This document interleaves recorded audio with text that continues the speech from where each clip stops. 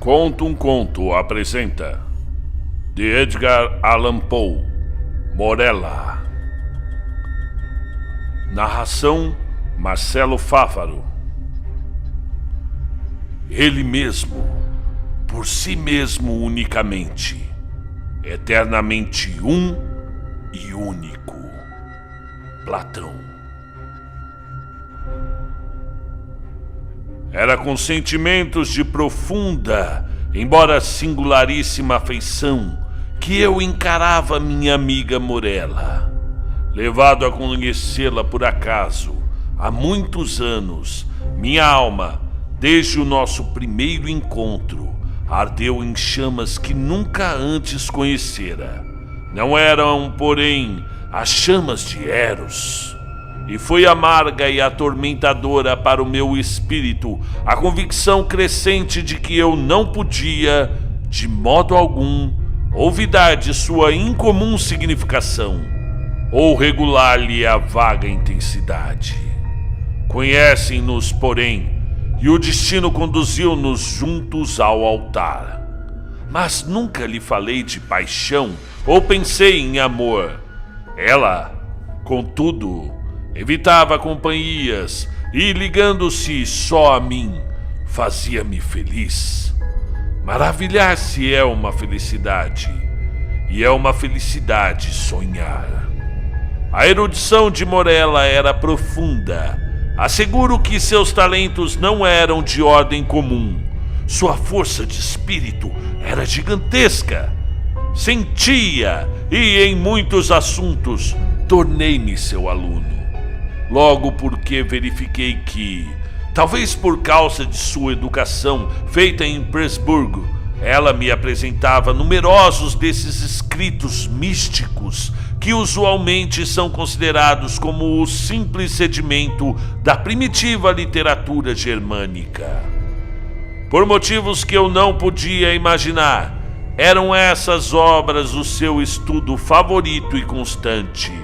E o fato que, com o correr do tempo, se tornassem elas também o meu poder ser atribuído à simples, mas eficaz influência do costume e do exemplo.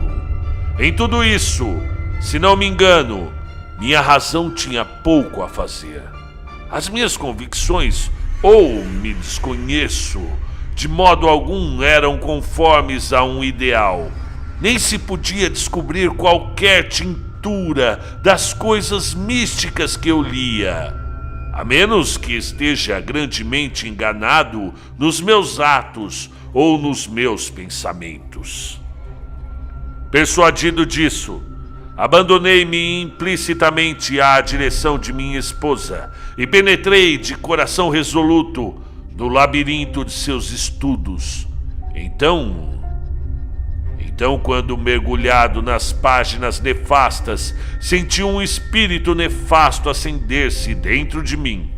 Morella colocava a mão fria sobre a minha e extraía das cinzas de uma filosofia morta algumas palavras profundas e singulares, cujo estranho sentido agravava a fogo em minha memória. Santa Maria, volve o teu olhar tão belo de lá dos altos céus, do teu trono sagrado, para a prece fervente e para o amor singelo que te oferta da terra o filho do pecado. Se é manhã, meio-dia ou sombrio poente, meu hino em teu louvor tens ouvido, Maria. Se, pois, comigo, ó Mãe de Deus, eternamente, quer no bem ou no mal, na dor ou na alegria, no tempo que passou, veloz, brilhante, quando nunca nuvem qualquer meu céu escureceu, temeste que me fosse a inconstância empolgando e guiaste minha alma a ti, para o que é teu. E guiaste minha alma a ti para o que é teu.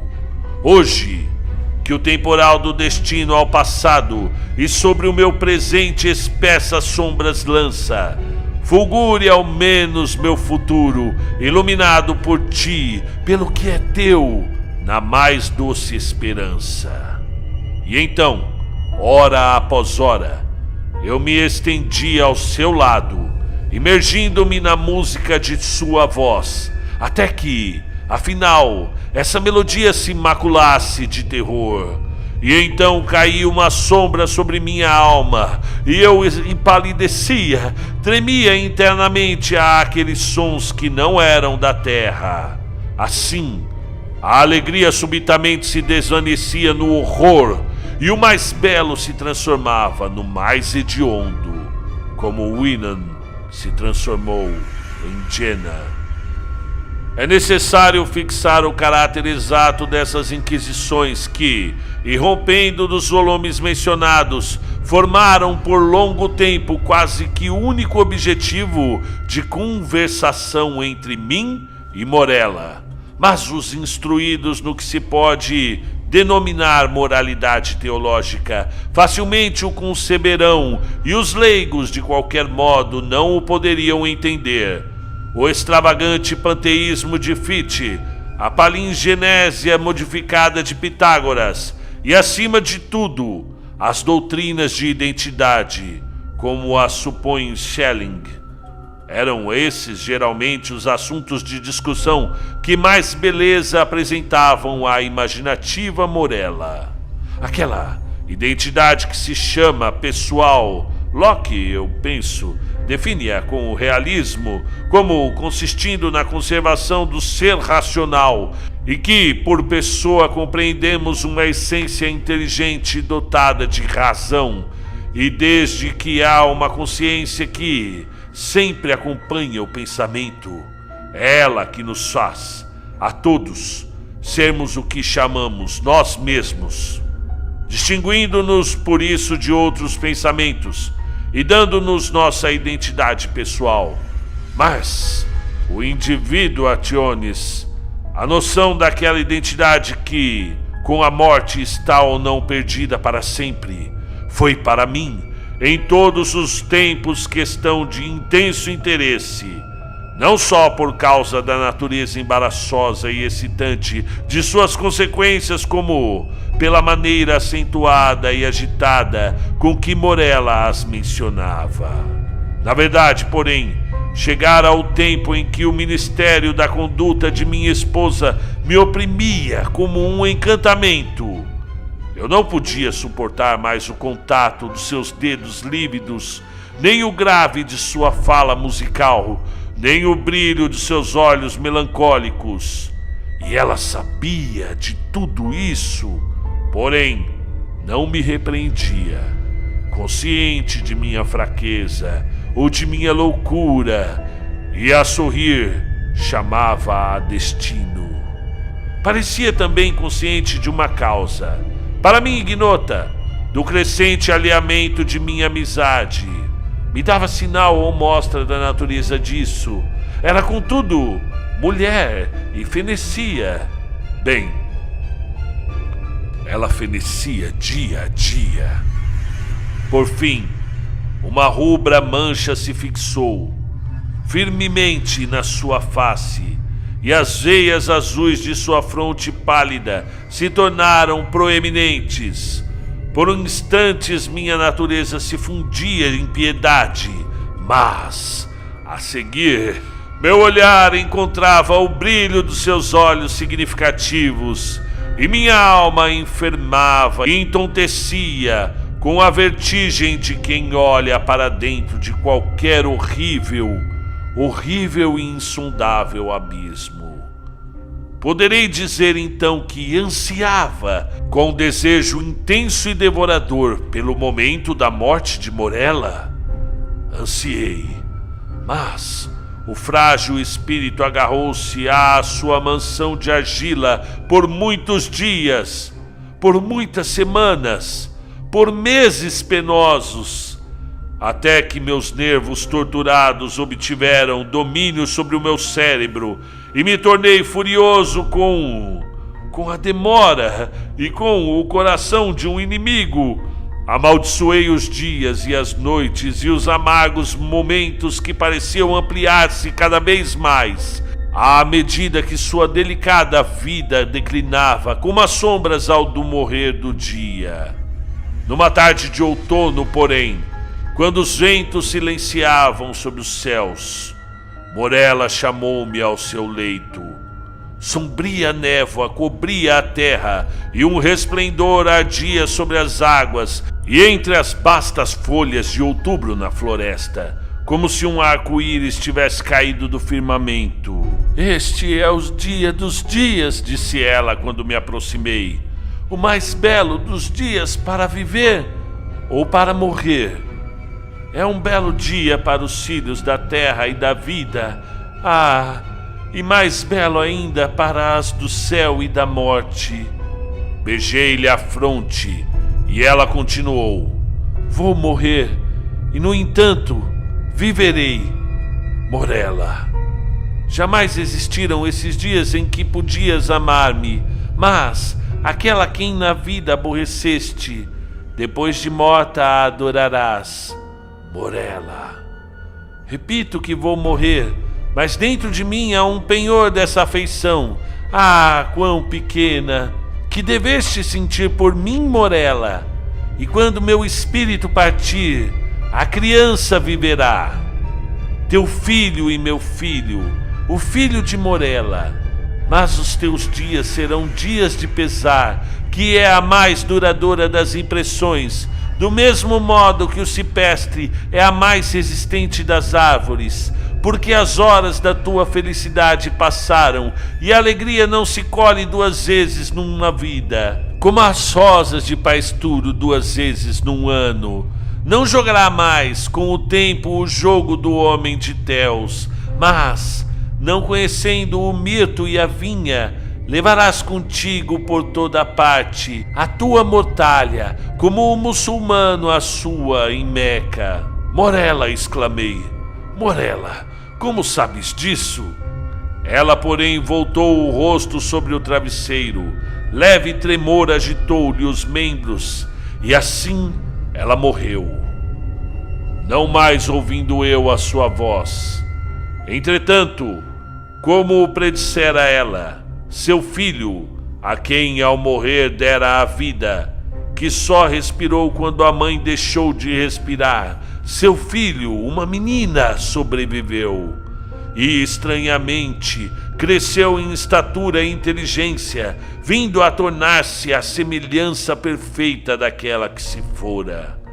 Eu a amava com um amor mais fervoroso, acreditava fosse possível sentir por qualquer criatura terrestre.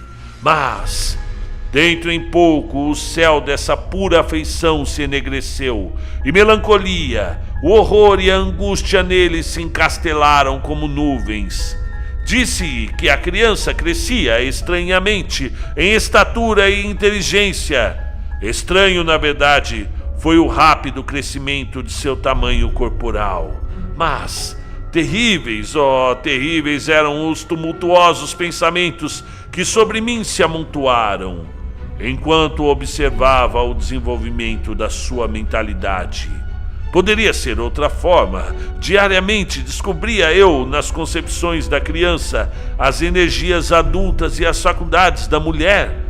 Quando as lições da experiência brotavam dos lábios da infância, e quando eu via a sabedoria ou as paixões da maturidade cintilarem a cada instante nos olhos grandes e meditativos,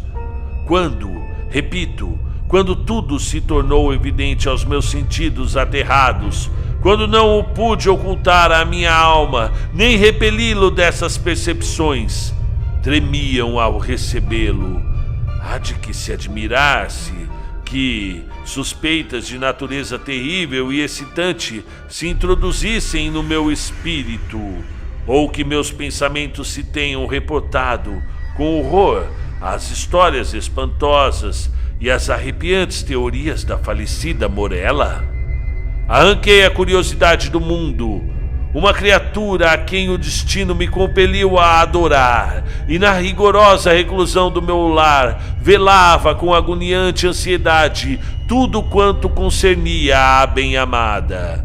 E enquanto rolavam os anos e eu contemplava dia a dia o seu rosto santo, suave e eloquente, e estudava-lhe as formas maturescentes, dia após dia descobria novos pontos de semelhança entre a criança e sua mãe, a melancólica e a morta.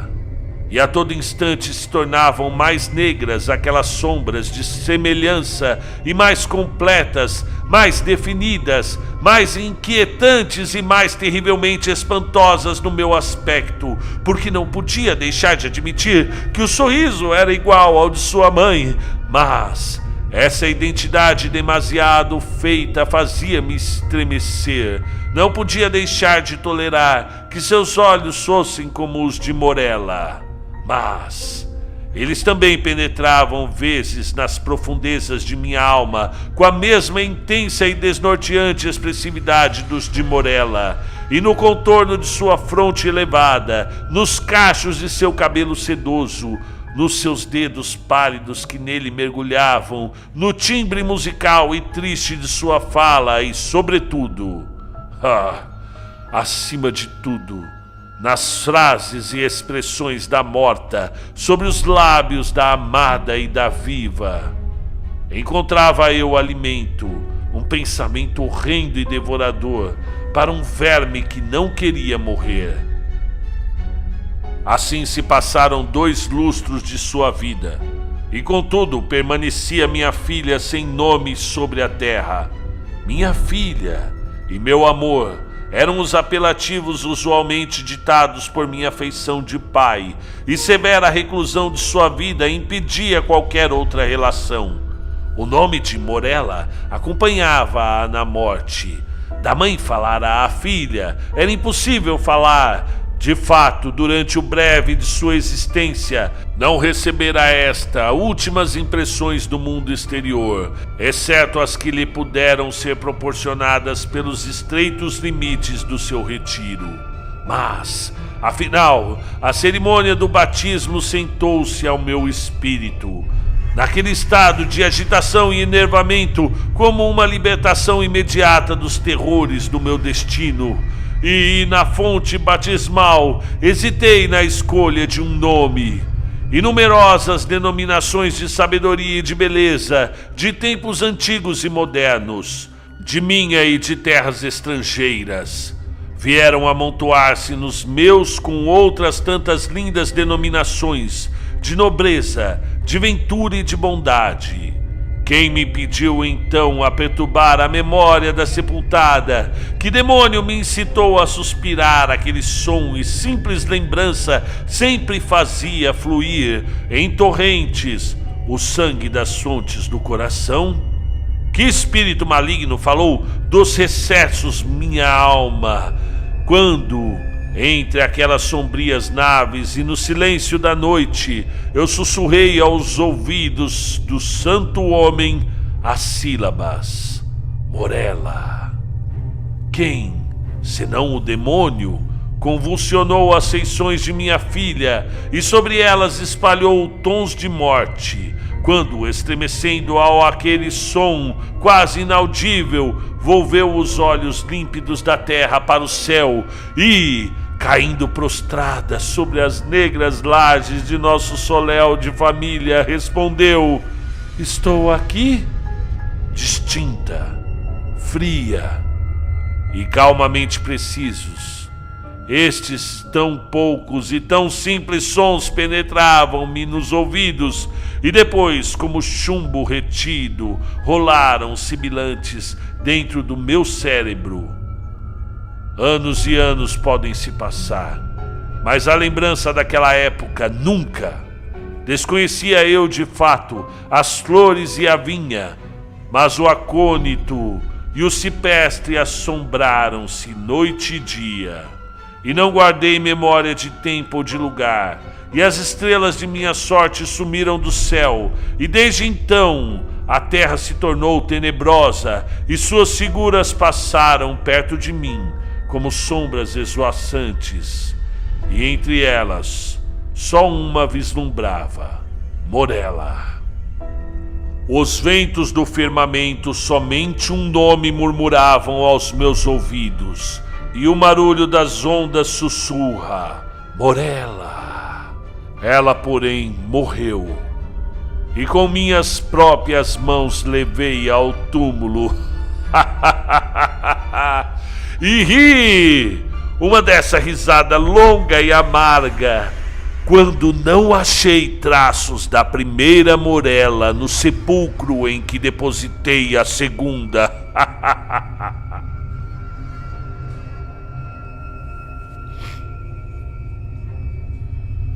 Muito bem, este foi o fim do conto Morella, de Edgar Allan Poe. Foi um dos primeiros contos que Edgar Allan Poe escreveu, próximo de 1835 a 1837. Conta aí um pouco história, hein, cara? Ele primeiro não amava a esposa.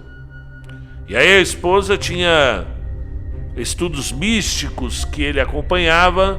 E aí de repente ele percebeu que já havia se interessado por esses estudos, a ponto de estudar às vezes até sem a esposa. E ele percebeu que ele queria a morte dela, ele desejava a morte da esposa, que a presença dela, o toque dela pesava em tua vida, até que de fato ela morreu.